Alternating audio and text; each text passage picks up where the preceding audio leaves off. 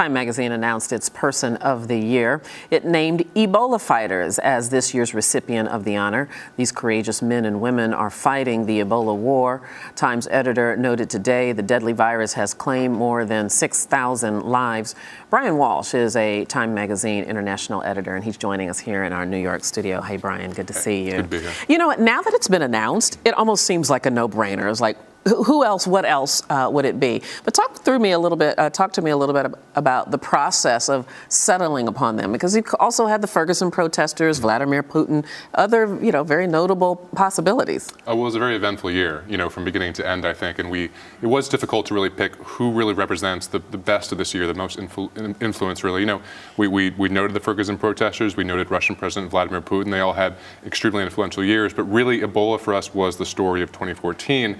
And these people, we pick out 5 people for our covers, but really they're meant to be representative of all the nurses, doctors, healthcare workers, ambulance drivers, counselors who really stood up at a time when international institutions were not really stepping up to this, when governments, including the U.S., were not really taking this as seriously as it really needed to be. And they said, we'll put ourselves in harm's way, and they really did. And they deserve to be recognized, I think, for that heroism. Yeah, was there any science, if you will, or magic in the pudding for choosing these 5? One, of course, is Dr. Kent Brantley, the first U.S. doctor to contract Ebola, come back, and of course, was successfully treated. But they all have such compelling stories.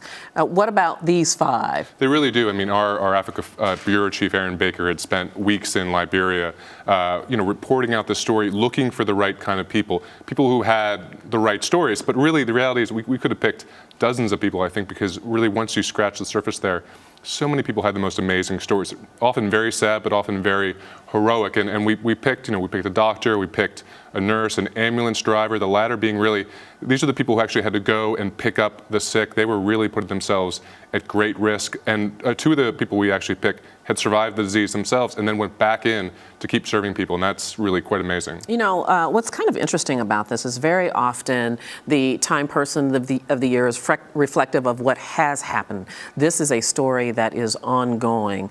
Was there intention there of keeping the attention on this fight, and that we really still are in the ravages of this epidemic? Absolutely. I mean, this is a story that, yes, it was 2014's big story. It will continue on to 2015 and probably beyond that. And it's not just in Ebola, because as you point out, Sierra Leone, we're seeing almost 100 new cases a day, more cases now altogether than Liberia has had.